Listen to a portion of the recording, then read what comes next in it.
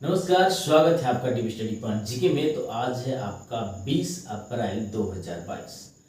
तो आज देखिए मैं बात करने वाला हूँ बिहार एसआई मेंस एग्जाम के अकॉर्डिंग। तो देखिए आप लोगों को सभी को पता है कि आपका एग्जाम 24 अप्रैल 2022 को है और अब से आपको यदि आज से काउंट करते हैं तो अब आपको 20, 21 और 22 ये 3 दिन ही काउंट करना। 23 को आप काउंट मत कीजिए, मतलब अब आपके पास समय बचा हुआ 3 दिन का, क्योंकि 23 को आप पढ़ाई कर नहीं पाओगे। एक दिन पहले फ्रस्ट्रेशन भी हो जाता है और दूसरी बात है कहीं आपको सेंटर होम डिस्ट्रिक्ट से अलग जाएगा तो वहाँ आने जाने के लिए भी थोड़ा सा ये सोचना पड़ता है।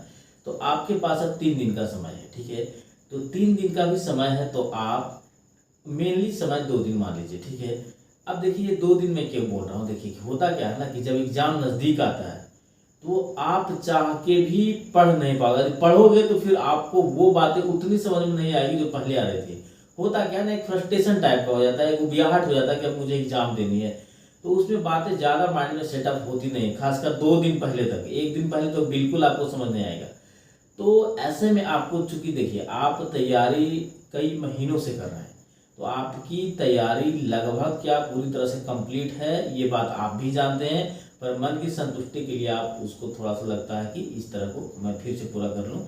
आपकी तैयारी पूरी हो चुकी होती है, एक थोड़ा सा बस कॉन्फिडेंस लेवल जगाने की ज़रूरत है। हाँ, अभी आप ये कीजिए ना कि आप ध्यान से एक बार देख लीजिए कि हाँ मेरा कोई टॉपिक छूट तो नहीं रहा। ये चीज़ आप जरूर देख सकते हैं कि मेरा कोई टॉपिक, इंपॉर्टेंट टॉपिक छूट रहा है, उस टॉपिक को आप कंप्लीट कर सकते हैं। सबसे बेहतर समय होता है ये चीज़ का कि कोई टॉपिक आपको लगे कि ये टॉपिक छूट रहा है, इंपॉर्टेंट भी है, या फिर टॉपिक छूट रहा है या ऐसा टॉपिक मुझे रिवाइज करना जो ज़्यादा हमें लग रहा है कि मोस्ट इंपॉर्टेंट है। तो अब आप 2 से 3 दिन में यही काम कीजिए, कोई टॉपिक छूटना नहीं चाहिए। इंपॉर्टेंट टॉपिक को रिवीजन बार बार कर लीजिए अभी, ठीक है। और कहिएगा कि पूरा बुक को 2 दिन में कैसे रिवीजन करें, तो पूरा बुक रिवीजन नहीं कर सकते हैं क्योंकि पूरा बुक आपका रिवीजन किया हुआ है। आपको जैसे कि कोई भी लोग पढ़ता है तो अपने तरीके से पढ़ता है कि कोई किताब को कैसे पढ़ रहा है, कोई अंडरलाइन करके पढ़ता है, कोई नोट्स बना के पढ़ता है, कोई कहीं का नोट्स खरीद के पढ़ता है। तो वो अपने हिसाब से सभी लोगों की पढ़ाई होती है।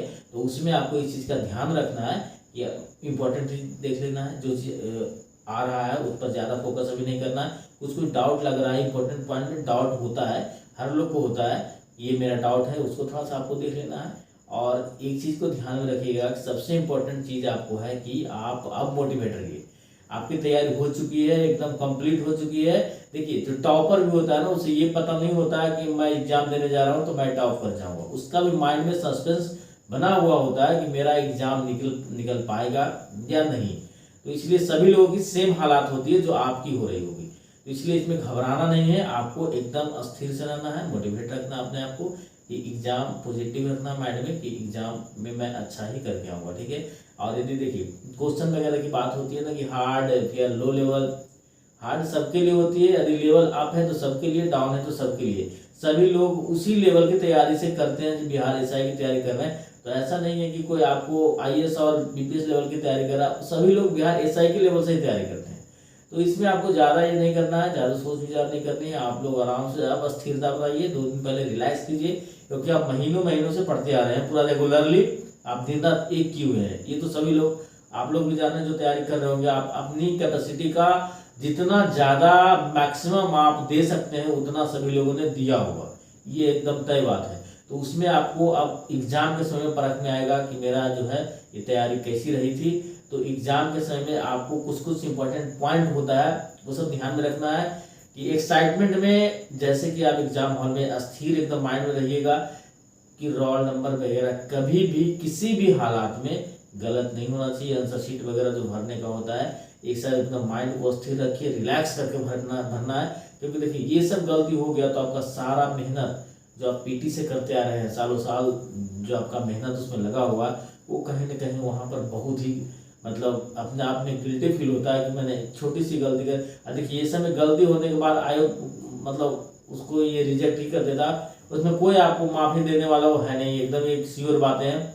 इसलिए कम से कम इस चीज़ का जब आंसर शीट आप भर रहे होते हैं उस समय आप इस चीज़ का विशेष तौर पर ध्यान दीजिए। बाकी सारे इंस्ट्रक्शन जो एडमिट कार्ड में लिखे गए हैं अभी सारा देख लीजिए, पढ़ लीजिए कि कहीं कोई चीज़ में ले जाने में कोई छूट रहा नहीं है, कोई त्रुटि नहीं आ रही है। इस चीज़ को आप थोड़ा सा विशेष ध्यान दीजिएगा अभी। और बाकी आपकी तैयारी फुल हो चुकी है, आप तैयारी चूंकि बहुत दिनों से करते आ रहे हैं तो आप उस पर ज़्यादा ध्यान न दें, ज़्यादा टेंशन नहीं लीजिए, ठीक है। आप अभी से 2-3 दिन बस यही इंपॉर्टेंट 3 दिन में ही करना, आपको इंपॉर्टेंट टॉपिक इंपॉर्टेंट पॉइंट्स बस देख लेना है और बस बिंदास जाइए, फ्री माइंड से जाइए और एग्ज़ाम दीजिए।